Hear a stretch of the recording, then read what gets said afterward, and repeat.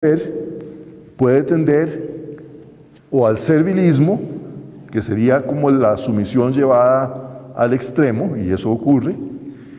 También es algo que fomenta el machismo precisamente, o bien a la usurpación, que es meterse o impedir, usurpar el rol de su marido, a menudo no en una forma directa, sino mediante manipulación o algo así, ¿verdad? En todo caso, la subordinación no implica inferioridad de valor ni de dignidad. Recordemos que en la comunidad y en el contexto en que Pablo está hablando, en todas sus cartas, también los varones están subordinados a alguien. El esposo siempre está subordinado a alguien.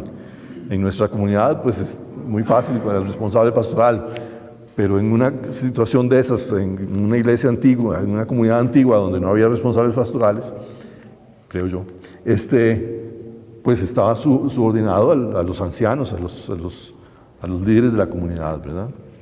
Entonces siempre todos estamos bajo autoridad en alguna forma. Bien, vamos ahora a ver el pasaje correspondiente en Efesios, que creo que está mal puesto en su esquema, dice 5:22 a 31, y es 5:21 a 33 en realidad. Vamos a comenzar, 5:21 a 33, comenzar en un versículo más atrás y terminar dos versículos más abajo. Bueno, este es el pasaje clásico sobre el orden en el matrimonio, pero comienza hablando a todos en la comunidad. Antes de hablar propiamente del matrimonio, dice en el versículo 21, sean sumisos los unos a los otros en el temor de Cristo. Ahí está hablando a todos, y entonces pasa a hablar del matrimonio. Las mujeres a sus maridos como al Señor, porque el marido es cabeza de la mujer, como Cristo es cabeza de la iglesia, el Salvador del cuerpo. Como la iglesia está sumisa a Cristo, así también las mujeres deben estarlo a sus maridos en todo. Maridos, amen a sus mujeres como Cristo amó a la iglesia y se entregó a sí mismo por ella, para santificarla, purificándola mediante el baño del agua en virtud de la palabra, y presentársela resplandeciente a sí mismo, sin que tenga mancha, ni arruga, ni cosa parecida, sino que sea santa e inmaculada. Así deben amar los maridos a sus mujeres como a sus propios cuerpos. El que ama a su mujer se ama a sí mismo, porque nadie aborrece jamás su propia carne, antes bien la alimenta y la cuida con cariño, lo mismo que Cristo a la iglesia, pues somos miembros de su cuerpo. Por eso dejará el hombre a su padre y a su madre, y se unirá a su mujer, y los dos se harán una sola carne. Gran misterio es este, lo digo respecto a Cristo y a la iglesia. En todo caso, también ustedes, que cada uno ame a su mujer como a sí mismo, y la mujer que respete al marido. Vean, no tenía pensado decirlo en este orden, pero vean qué interesante que al final, en el versículo 33, Pablo hace un resumen de todo lo que acaba de decir. Y dice, en todo caso, también ustedes, que cada uno, o sea, cada varón, ame a su mujer como a sí mismo, y la mujer que respete al marido. Ahí lo que le dice a la mujer es que respete al marido, no que esté sumisa, lo cual quiere decir que para él lo de estar sumisa o de estar sujeta quiere decir básicamente lo mismo que respetarlo, respetar su autoridad. No quiere decir estar en una posición así como de opresión o algo por el estilo, ¿verdad? Bueno, este pasaje, como les decía, el anterior de Colosenses, son paralelos, y el de Efesios, pues claramente expande mucho más lo que se afirmaba en Colosenses, pero la exhortación básica es la misma, que las esposas se subordinen y que los esposos cuiden o amen y ejerzan esa forma de amor que consiste en cuidar. Y en este pasaje se inserta introduce Pablo la comparación con Cristo y la iglesia. No todos los puntos de esa comparación se aplican a la relación entre el esposo y la esposa. Por ejemplo, el marido no es el salvador de la esposa, como Cristo sí lo es de la iglesia. Como otro ejemplo, yo no he conocido ningún marido que logre hacer que su esposa no tenga ninguna arruga, cosa que Cristo sí logra con la iglesia. Entonces no todo es aplicable.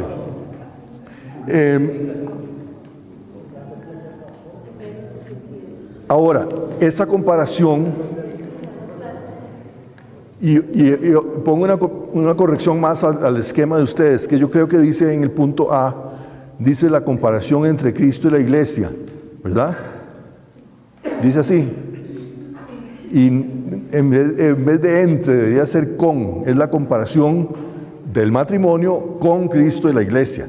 O sea, no estamos comparando, Pablo no está comparando a Cristo con la iglesia, está comparando el matrimonio con la relación que hay entre Cristo y la iglesia.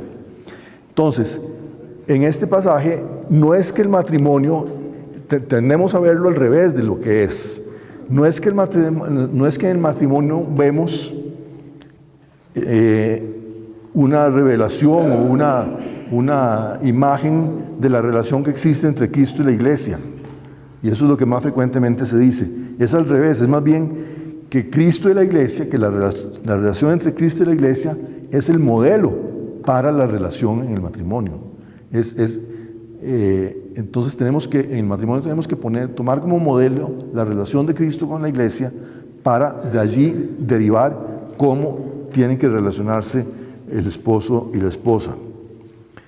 En el versículo 21,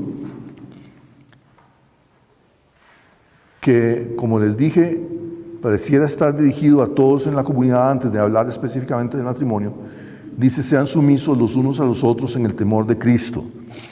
Esto de los unos a los otros, a veces modernamente algunos lo han entendido como si se refiriera únicamente al matrimonio y si fuera, sean sumisos el uno al otro en el temor de Cristo. Y entonces como que ambos tienen que estar subordinados el uno al otro. Yo no logro imaginarme cómo puede una persona estar subordinada a la otra y a la vez la otra a la primera, porque necesariamente subordinación, puesto que indica orden, es una relación asimétrica, es decir, no puede ser para los dos lados. Entonces probablemente esto aquí está hablando más de la relación en la comunidad, en que de alguna manera todos estamos subordinados. Unos estamos subordinados a otros y esos otros están subordinados a otros, pero no es que haya una subordinación exactamente mutua o en dos vías. Así que probablemente aquí no se refiere al matrimonio, ni está diciendo que la subordinación tenga que ser mutua en el matrimonio. Más bien es como un encabezado, como un subtítulo, para explicar cómo en la comunidad las personas deben estar subordinadas algunas a algunas otras. Entonces los unos a los otros significa que algunos en la comunidad se subordinen a ciertos otros. En caso de que sí se refiriera al matrimonio, tendría que ser subordinación entendida en el sentido de servicio mutuo, que sería lo que se explica en los versículos 22 y 23, 22 a 33, ya cuando pone la figura de Cristo y la iglesia. Ahora, como en Colosenses, la principal enseñanza sobre el matrimonio viene antes de esto, y es todo lo referente a la relación mutua entre los hermanos en la comunidad, de la cual ya se trató en las charlas anteriores del curso del carril de escrituras. Así que ahora esta parte se refiere solo al orden dentro del matrimonio, pero el orden es importante en el matrimonio. Así que aquí no está hablando de toda la relación, o sea, la relación entre esposo y esposa incluye la autoridad de la subordinación, pero no es simplemente eso, es mucho más. Y ese mucho más es toda la relación, todo el curso de relaciones personales cristianas. Es En nuestra comunidad el curso de Relaciones Personales Cristianas es el principal curso para la relación del matrimonio. Porque allí, cómo nos tratamos como hermanos es como tenemos que tratarnos en el matrimonio también. Bueno, vamos ahora al siguiente pasaje, que es el de Primera de Pedro 3, del 1 al 7.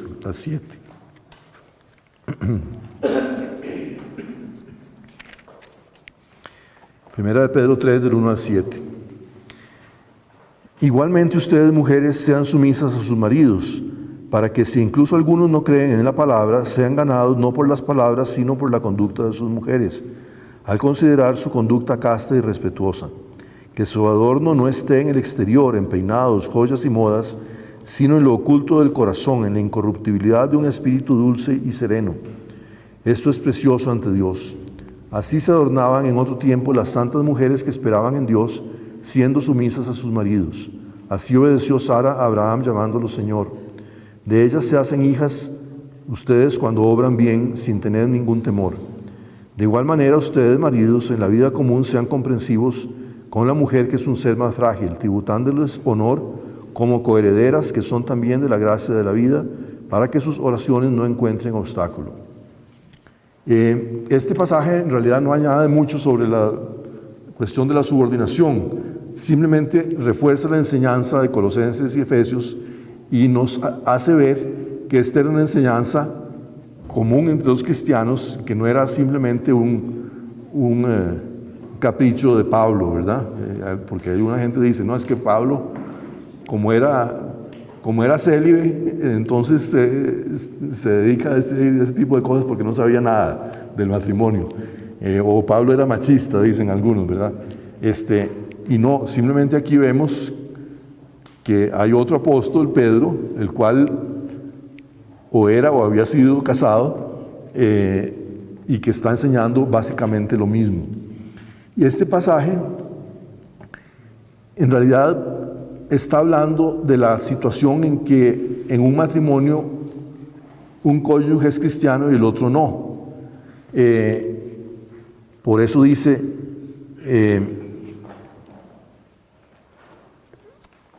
que se me perdió. Bueno, es que antes había estado hablando también de las mujeres en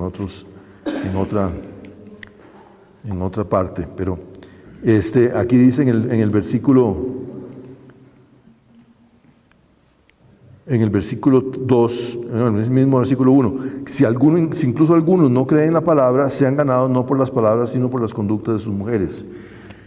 Probablemente está hablando de situaciones en que hay un matrimonio y la mujer se hace cristiana cuando ya están casados y él no. No se estaría refiriendo a casos de que una mujer se case con un no cristiano, porque en la iglesia primitiva eso no se favorecía, básicamente no se permitía. O sea, los cristianos se tenían que casar con cristianos.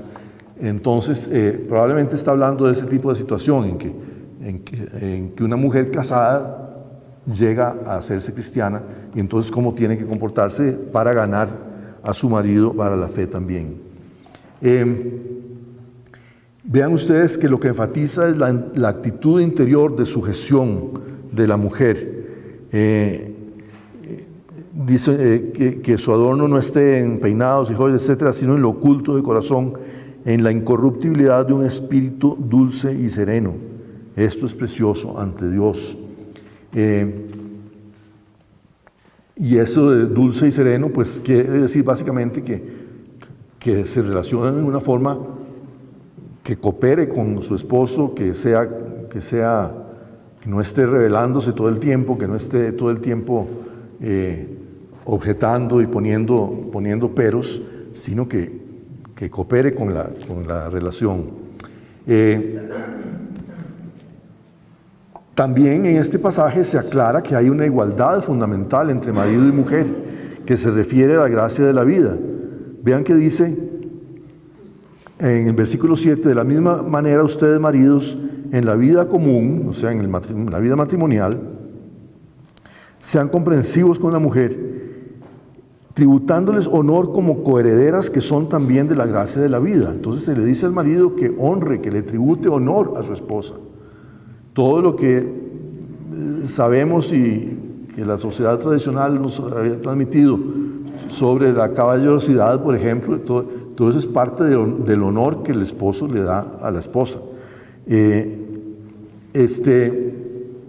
Entonces, esa igualdad se refiere a la relación con Dios. Son herederas, igual que ustedes, de la gracia de la vida, es decir, de la vida eterna. Y la diferencia que tenemos que notar aquí es entre esa igualdad respecto a Dios y la diferencia de roles dentro de la familia. Y aquí vemos cómo Pedro pone las dos cosas juntas en una forma totalmente armónica. Es decir, para él no hay contradicción entre el hecho de que haya autoridad de subordinación y el hecho de que ambos sean iguales frente a Dios. Así que no está hablando, la subordinación no tiene que ver con una menor dignidad o con un menor valor. Describe a la mujer aquí como un ser más frágil, y eso es algo que también hoy día a mucha gente le choca.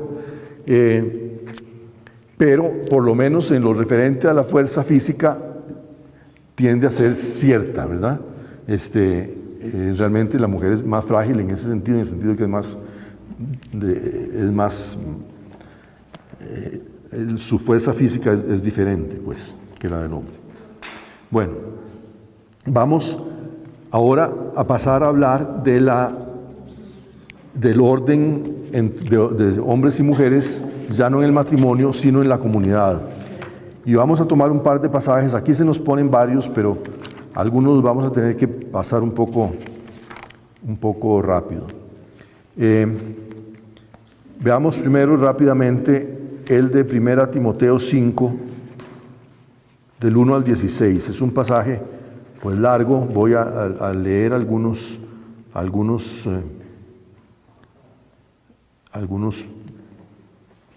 pasajes, algunos versículos rápidamente. Vean ustedes, dice, comienza hablando de al anciano no lo reprendas con dureza. Ya de esos versículos 1 y 2 ya habíamos hablado en otra de las charlas, porque se refiere a la relación con los ancianos, con las jóvenes, etc. Los jóvenes. Después dice, empieza a hablar de las viudas. Honra a las viudas, a las que son verdaderamente viudas. Si una viuda tiene hijos o nietos, que aprendan ellos primero a practicar los deberes de piedad para con su propia familia. Allí sigue hablando de la viuda y de cómo también ella tiene que seguir un cierto régimen de conducta, pero enfatiza mucho eso de la responsabilidad de los familiares inmediatos por responsabilizarse por esta persona. Que la viuda que sea inscrita en el catálogo de las viudas no tenga menos de 60 años, versículo 9, y tenga el testimonio de sus bellas obras, haber educado bien a los hijos, practicado la hospitalidad, lavado los pies de los santos, es decir, haber servido a los cristianos, socorrido a los atribulados y haberse ejercitado en toda clase de buenas obras. Descarta en cambio a las viudas jóvenes, porque cuando les asaltan los placeres contrarios a Cristo quieren casarse, etc. Bueno, pero al final recomienda que sí, que esas mejor se casen, ¿verdad? Dice en el versículo 14, quiero pues que las jóvenes se casen, que tengan hijos.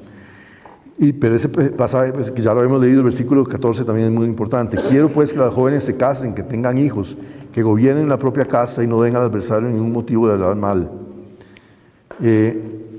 En todo este pasaje se nos habla de que las mujeres, y aquí, aunque está hablando de las viudas, habla también de la experiencia que las viudas han tenido antes como esposas, simplemente, ¿verdad? Y lo que nos dice es que deberían estar orientadas, tanto las jóvenes como las mayores, principalmente hacia la familia, hacia el hogar, hacia cuidar a sus hijos y hacia poner a su hogar, a su familia, al servicio de los necesitados. Se les llama pues a centrarse en atender las necesidades de los demás. Recordemos que en esa época muchas cosas que hoy día se hacen en instituciones sociales había que hacerlas en el hogar.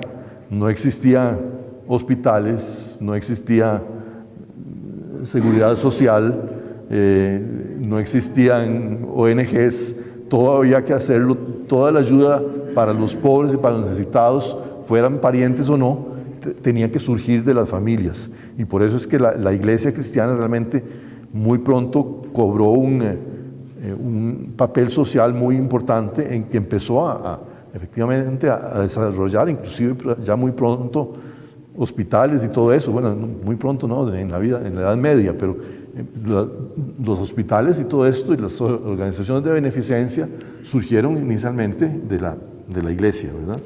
Pero es precisamente por eso, en un principio venían del hogar, entonces muchas de esas cosas quedaban bajo la responsabilidad de la esposa. Y simplemente eso nos enfatiza este hecho de que como el enfoque principal de la mujer debería ser la vida del hogar. Eso no excluye, ni vamos a entrar aquí en la cuestión de trabajar fuera de la casa y todo eso, no excluye, no lo contradice, pero simplemente como que su énfasis principal debería estar en la familia. Y esto se aplica también a las solteras, incluyendo a las que él llama las verdaderas viudas. Las personas solteras o las personas solas pueden ser padres y madres espirituales para otras personas, como los tíos y las tías naturales lo son. Y ahí pues destaco nuevamente el versículo 14 que ya hemos leído en otra charla, de eso de que las casadas gobiernen su propia casa. Ese es el ámbito de responsabilidad de la esposa, no ser simplemente un asistente de su esposo, sino gobernar realmente, tomar decisiones y regir en una serie de aspectos que se refieren a su hogar. El otro pasaje, Tito 2, del 1 al 6, ya lo había mencionado, no lo voy a leer, se había mencionado anteriormente. Aquí lo que se indica es lo mismo, que las mujeres, que el centro de gravedad para la mujer debería ser